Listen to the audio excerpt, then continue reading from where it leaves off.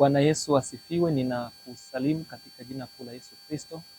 Karibu sana katika kipindi cha Saa ya Faraja katika Kristo kinachokujia sasa kupitia channel yetu. Na kabla ya mambo yote, tunamshukuru Mungu wetu na Baba yetu wa mbinguni. Tunakushukuru kwa ajili ya saa hii na majira haya ambayo wewe umetupa. Tunakusihi Mungu kapate kubariki mtazamaji na msikilizaji wetu popote alipo, na kupitia ujumbe wa neno lako siku ya leo ukayabariki maisha yake Bwana, na ukamfundishe kwa lugha nyepesi apate kuelewa. Katika jina la Yesu Kristo ninakushukuru Yesu.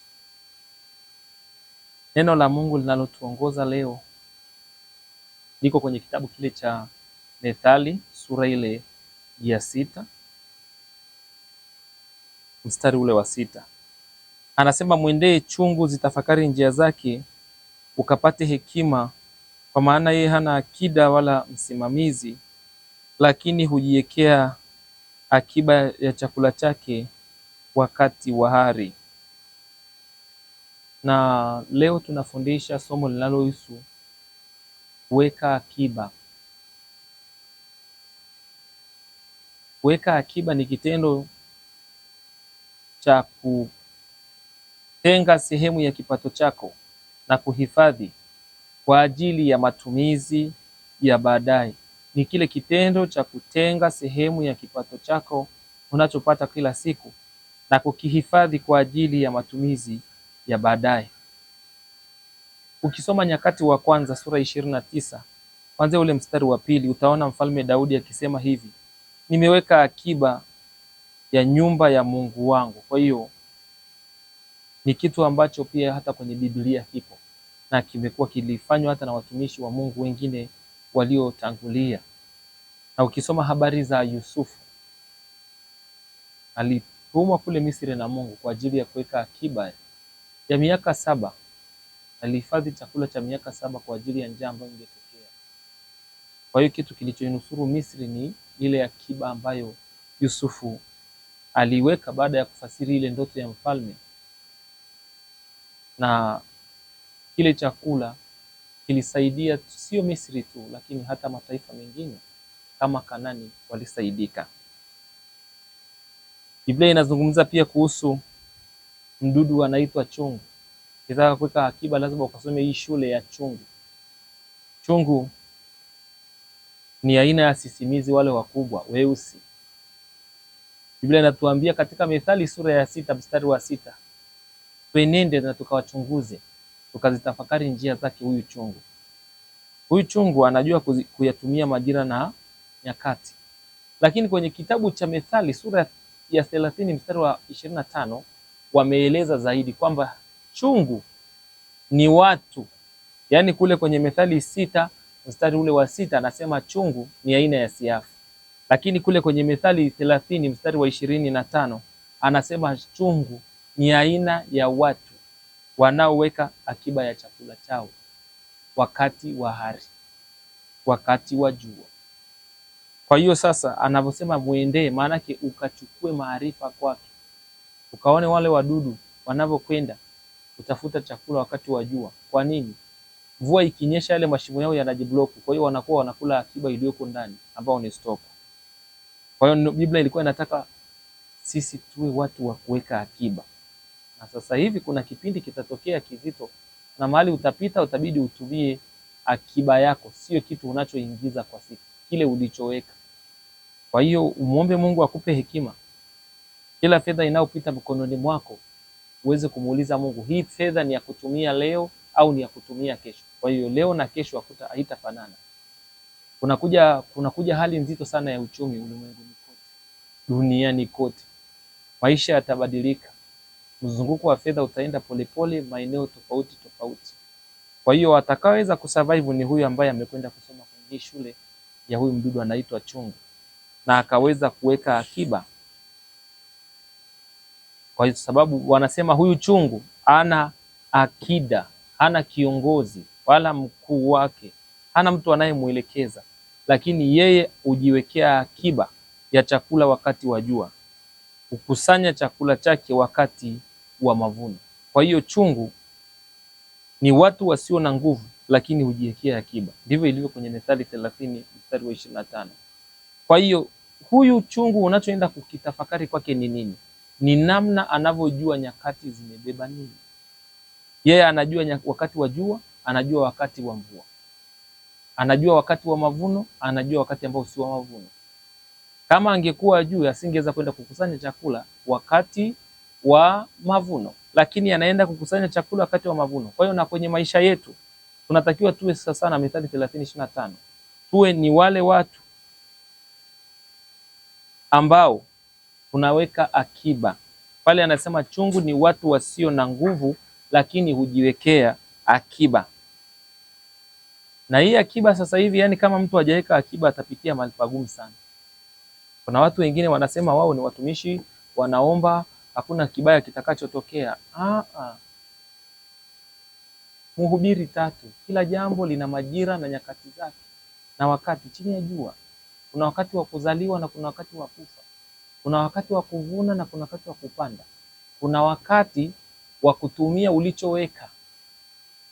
Kuna wakati wa kukusanya, kuna wakati wa kutawanya. Sasa tukifikia mahali tukaanza kudharau vitu Mungu anavyozungumza, tukasema sisi hatutapata shida ya chakula, hatutapata shida ya ukame. Nikwambie hata wewe unayetazama somo hili sasa hivi, huenda umeshaanza kupitia katika hali fulani ya kiuchumi ngumu. Na sasa hivi unaweza kukuta unaishi kwa nini? Kwa akiba ambayo hata sio ya mwaka huu, ni ya mwaka uliopita ulikuwa umeweka. Sasa hivi hakuna mzunguko wa kitu chochote unachoenda. Usikate tamaa, lakini tumia pia kwa uangalifu. Kwa sababu nacho kikiisha kabla ya hicho kipindi kupita hicho cha njaa, bado itakusumbua. Lakini kuna faida kubwa sana ukiwa mtu ambaye unaweka akiba. Kwanza utapata usalama wa fedha zako. Kama ni fedha, utapata usalama wa fedha wako. Hii inampa mtu utulivu wa akili kwa kujua kwamba ana pesa za kutosha kusaidia katika mahitaji ya ghafla yanayomtokea. Kuna mambo muhimu yanamtokea mtu ambayo yani hajayatarajia. Yanaitwa mambo ya ghafla. Kwa mfano, hakuna mtu anaomba aumwe. Hakuna mtu anaomba afiwe. Kuna matukio tu yanatokea ya ghafla. Sisi tunasema ni vitu ambavyo hadi mtu hawezi kuomba afiwe, apate msiba mwaka huu. Lakini unaweza ukatokea. Hauna hela ulioingiza kwenye hiyo siku na wale watu wanataka mchango, utaacha kutoa. Si lazima utoe kwenye akiba. Unaweza ukaumwa, ukaenda hospitalini, huna hela, unakufa, lakini una akiba, utatumia hapo. Sio kila mtu ana uwezo wa kuwa na hiyo bima. Lakini sasa hata hiyo bima kuna dawa pia haitanunua. Kwa hiyo weka akiba ya fedha. Usiwe msemaji sana, wewe kuwa na fedha zako tu umeficha mahali, zitakusaidia. Weka akiba ya mali zisizohamishika. Sasa nyingine ukipata fedha, nunua vitu kama viwanja, kitu ambacho hakihamishiki. Nyumba zinashuka thamani zikishajengwa, viwanja vinapanda thamani. Kwa hiyo ukinunua kiwanja leo, utauza kitaongezeka thamani. Usiweke tu akiba benki. Benki inaweza ikafilisiwa na wewe ukazimia hapo hapo. Weka akiba kwenye mali zisizohamishika. Lakini wekeza kwenye maarifa. Pia weka akiba kwenye maarifa. Wasomeshe watoto wako shule nzuri kama una watoto, ili uwe umewekeza katika maarifa. Kinachoangamiza watu ni kukosa maarifa. Kwa hiyo kingine, inakusaidia kukabiliana na matukio ya dharura katika maisha. Kuna matukio yasiyotabirika kama vile maradhi, ajali na mahitaji ya familia ambayo yanaweza kuhitaji fedha za ziada ambazo haziko kwenye mpangilio. Lakini faida ya tatu ni inakujengea utaratibu wa kudhibiti matumizi yako. Ukiushaweza kuweka akiba, utakuwa na matumizi mazuri ya fedha. Ni lazima ujifunze kuandika mapato yako na matumizi yako, ili ujue unayohifadhi na unayotumia na inayozunguka kwenye mfumo. Kumsaidia mtu kujifunza jinsi ya kudhibiti matumizi na kutenganisha mahitaji ya lazima na yale ya ziada. Kwa hiyo kuna mtu anaishi hapa sasa hivi wala hajui mahitaji ya lazima na mahitaji yale ya ziada hajui. Lakini akiba pia, faida nyingine, inakusaidia kujiandaa kwa rika la uzee, na Biblia inakiri kabisa katika Zaburi ya 71:18. Kuna wakati ukifikia nguvu zako zinapungua, hautakuwa na nguvu za kijana kama ulivyo sasa. Kuna wakati utafika inabidi utumie akiba tu. Unakuta umewekeza kwa watoto, imegoma, hawana chochote. Lazima utumie akiba ya vitu ulivyoweka. Kwa hiyo kama wewe ulikuwa kijana ukanunua kisehemu chako na sasa umeshafikia hata miaka 70 ni mzee, uza ule hela zako sasa kwa raha. Hakuna mtu kila saa unaomba hela. Ulivyokuwa kijana, kwa nini ukuweka akiba ya hela? Unaomba mtu akupe hela, unaomba. Na sasa nimeona watu wengi huko barabarani wanatembea huko na huko, wanaomba wanunue chakula, wanunue chai. Ukichukua miaka 50 ukiwekea hao watu, watakuja kuwa mzigo. Katika nchi nyingine naona wanawapiga risasi kwa sababu sasa wanachafua mazingira. Kama hauna ulemavu wowote kwenye mwili wako, tafuta kitu chochote ujibidishe kufanya hicho kitu. Kama unaweza kulima, lima hata mahali. Kama unaweza ufugaji, fanya ufugaji.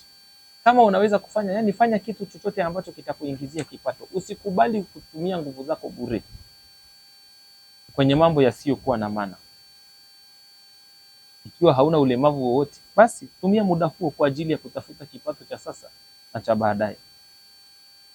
Lakini namba 5, uwezo wa kuwekeza. Inakusaidia uwe na uwezo wa kuwekeza hapo baadaye kwa kuweka akiba sasa. Watu wenye akiba ya kutosha wanakuwa na uwezo wa kuwekeza miradi mbalimbali. Ukisoma Mathayo 25 mstari wa 14 mpaka wa 17, utaona yule bwana aliyekwenda safari ya mbali akawagawia wale watumwa wake, mmoja talanta 5, mwingine 10, mwingine 15 na mwingine 20. Na mmoja mwingine akapewa talanta 2. Lakini kuna ambaye alienda kuchimbia, alivyokuwa anataka sasa uzalishaji, yule anamletea, anamwambia niliogopa kwamba inaweza ikaibiwa. Alisema afungwe akatupwe kwenye shimo, kwa sababu ni mtumwa mpumbavu. Mungu ametuumba kuongezeka. Tunatakiwa tuongezeke katika uchumi. Fedha unayoipata sasa hivi lazima pia ujifunze kuiongeza fedha, si unaitumia tu inaisha. Jifunze kuiongeza fedha. Kadri inavyoongezeka ndivyo hivyo utapata hela za kuweka akiba. Lakini itakusaidia kuepuka umaskini. Methali 6:10 inasema kabisa, bado kulala kidogo na kusinzia kidogo na kukunja mikono upate usingizi. Hivyo umaskini wako huja ghafla kama mnyang'anyi, na uhitaji wako kama mtu mwenye silaha. Umaskini unaweza ukamjia mtu kama tangu asubuhi mpaka jioni amefunga mkono, hana anachofanya chochote. Sasa umaskini unakuja ghafla. Sasa hebu tuangalie mambo machache ya muhimu ya kujua yatakao kusaidia ili uweze kuweka akiba. Kwanza ni lazima ufahamu uchumi umefungwa kwenye nyakati. Uchumi huo kwenye nyakati, kila majira yanabadilika. Kwa mfano mwaka huu tunaoishi sasa hivi, kuna fedha ambayo haina thamani tena kwa sababu ya muda tulioko sasa. Huku nyuma mtu alikuwa akikupatia 1000 ina thamani sana, lakini sasa hivi haina thamani tena kwa sababu muda umeshapita. Kwa hiyo ndio hivyo hata kama una 10,000 sasa hivi usipoweza kuifanyia kitu, kuna wakati itafika 10,000 itakuwa kama shilingi 1,000. Kwa nini? Uchumi umefungwa kwenye nyakati. Kwa hiyo omba akili za kujua nyakati zimebeba nini kiroho. Ukisoma katika Nyakati wa Kwanza sura ya 12 mstari wa 32 imeeleza zaidi kwamba na wana wa Isakari watu wenye akili za kujua nyakati na kuyajua ya wapasayo Israeli wayatende. Wale wanajua kwenye kipindi hichi mvua zinanyesha tufanye nini? Jua linawaka tufanye nini? Wanajua nyakati zimebeba nini katika roho. Bila hivyo utakuwa maskini. Kwa sababu kwa mfano kuna magonjwa mengine yanatokea, wewe unaona ni matatizo, lakini wengine wanaona ni fursa. Kwa mfano kama COVID. Wewe umejifungia ndani, fundi cherehani ni fursa kwa sababu anatengeneza nini? Barakoa. Lakini wewe umejifungia ndani. Haya, wewe unasema corona iliua watu. Lakini supermarket sanitizer zimenunuliwa kule. Kwa hiyo wakati wa ugonjwa wa uviko 19, unaona jinsi wale wanaojua nyakati walipata hela. Kwa nini? Maduka ya dawa yaliuza dawa. Kwa hiyo sekta ya afya ilipata hela kuliko sekta nyingine zote wakati wa ule ugonjwa wa corona. Kwa hiyo nijifunze kumuomba Mungu akuonyeshe nini cha kufanya katika nyakati hizi tulizopo, ili uweze kupata kitu cha kuweka akiba. lakini omba Mungu akuonyeshe kitu cha kufanya ili uweze kupata kitu cha sasa na cha baadaye. Mhubiri 3:1 inasema kila jambo lina majira na wakati wake, wakati wa kupanda na wakati wa kuvuna. Kwa hiyo kama huu ni wakati wa kupanda na wewe haujajua, unataka kwenda kulima wakati wa kuvuna, utafeli. Lazima ujue kuzitumia nyakati kibiblia. Lakini Tito 3:14, watu wote na wajifunze kudumu katika matendo mema kwa matumizi yaliyo lazima tu, ili wasiwe hawana matunda. Kwa hiyo kuwa na nidhamu ya fedha unayoipata kuanzia sasa, kwa sababu usipokuwa na matumizi ambayo ni ya lazima tu, ukatendea kazi kila kinachokuja mbele yako, utakuwa maskini. Na kuna watu wengine wameelemewa na mifumo, wengine ni familia zimewaelemea, wengine wameelemewa na marafiki, wameelemewa. Yaani unakuta mtu eti anamchangia mtu mpaka hela za kafanye birthday yake, lakini sasa hana mfumo. Muombe Mungu akupe neema sana, utoe hela katika yale mambo ambayo ni ya lazima tu. Yale ambayo si ya lazima, basi hata kwa mfano una nguo zako chache, usihangaike ukiona nguo mpya inapita unataka kuinunua. Haya ni matumizi ambayo sio ya lazima.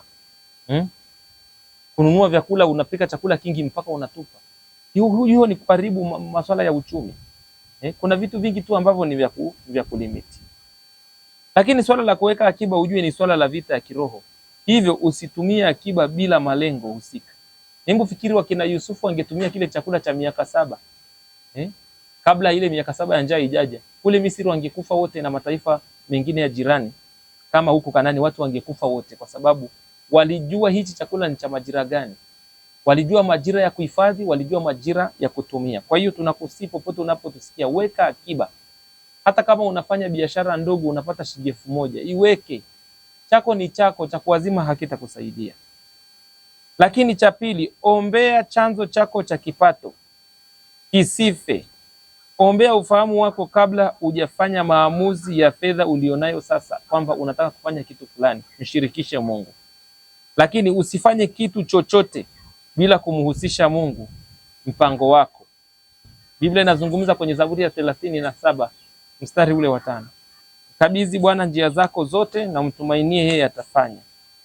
Cha mwisho, ombea kipato unachokipata kabla hujaanza kukiwekea malengo au kwenye matumizi. Kiombee kwanza. Fedha ina tabia pia ya kutokutulia. Ombea malango yako ya kipato. Soma Isaya 60 mstari wa 11. Uchumi una malango, malango yako yatakuwa wazi, yatafungwa mchana wala usiku. Tafakari vyanzo vyako vya kipato vizuri. Mungu akubariki sana kwa kutusikiliza. Tutatoa sehemu nyingine ya kuhusu akiba.